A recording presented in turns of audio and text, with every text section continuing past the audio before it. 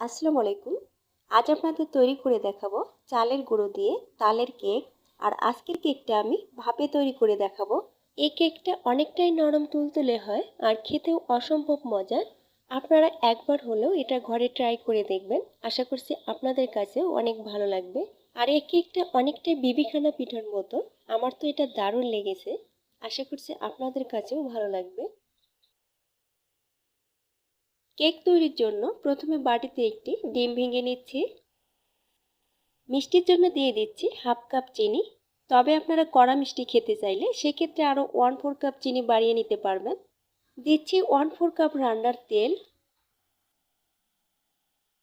সামান্য পরিমাণে লবণ। এখন হ্যান্ড উইচের সাহায্যে সব কিছু ভালো করে ফেটিয়ে নিতে হবে, যেন চিনিটা গলে ডিমের সাথে ভালো করে মিশে যায়।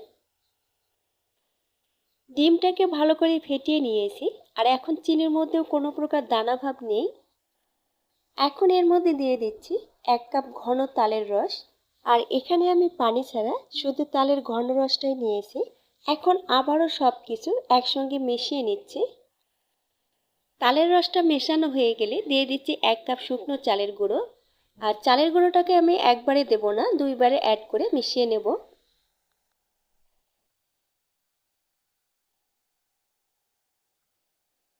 1 কাপ চালের গুঁড়ো সম্পূর্ণটা দিয়ে মিশিয়ে নিয়েছি।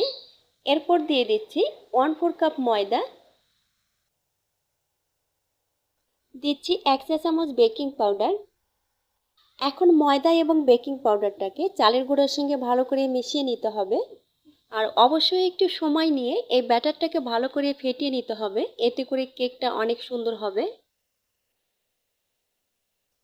ব্যাটারটাকে আমি ভালো করে ফেটিয়ে নিয়েছি, দেখতেই পাচ্ছেন একদম স্মুথ একটা ব্যাটার তৈরি হয়েছে।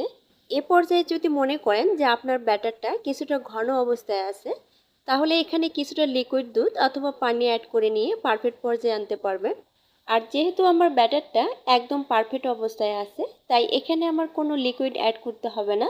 তবে আপনাদের প্রয়োজন হলে আপনারা অ্যাড করে নেবেন। এখন হ্যান্ডউইচটা উঠিয়ে বাটিটাকে ঢেকে কোনো গরম স্থানে রাখবো কমপক্ষে 1 ঘন্টার জন্য। আমি 1 ঘন্টা পরে ফিরে এসেছি। আর এই ব্যাটারটা যেহেতু শুকনো চালের গুঁড়ো দিয়ে তৈরি, তাই অবশ্যই ব্যাটারটাকে বেশি সময় রেস্টে রাখতে হবে, এতে করে চালের গুঁড়োটা সুন্দরভাবে সেট হয়ে যাবে। এখন দিয়ে দিচ্ছি 1/4 কাপ নারকেল কোড়া। এখন আবারও সব কিছু ভালো করে মিশিয়ে নিতে হবে। আর নারকেলটা প্রথম পর্যায়ে অ্যাড করবেন না, যেহেতু ব্যাটারটা বেশি সময় গরম স্থানে রেস্টে রাখতে হয়, এতে করে নারকেলটা নষ্ট হয়ে যাওয়ার একটা সম্ভাবনা থাকে। ব্যাটারটা ভালো করে মেশানো হয়েছে। আর এখন কেক তৈরির জন্য এই ব্যাটারটা একদম রেডি। আজকের কেকটা আমি এই বাটিতে তৈরি করব। তবে আপনারা কেকের যে কোনো মোল্ডেও এই কেকটা তৈরি করতে পারবেন। বাটিতে সামান্য তেল দিয়ে সম্পূর্ণ বাটিটাকে আমি ভালোভাবে ব্রাশ করে নিচ্ছি, এতে করে কেকটা সহজেই মোল্ড আউট করা যাবে। এখন কেকের ব্যাটারটা বাটিতে ঢেলে দিচ্ছি। সম্পূর্ণ ব্যাটারটা বাটিতে ঢেলে দেওয়ার পর বাটিটাকে কয়েকবার ট্যাপ করে নিতে হবে, এতে করে ভেতরে কোনো বাতাস থাকলে বেরিয়ে যাবে। এখন এর উপরে কিছু নারকেল কোড়া দিয়ে দিচ্ছি, এতে করে এটা দেখতেও সুন্দর লাগবে এবং খেতেও ভালো লাগবে। তবে এটা সম্পূর্ণই অপশনাল।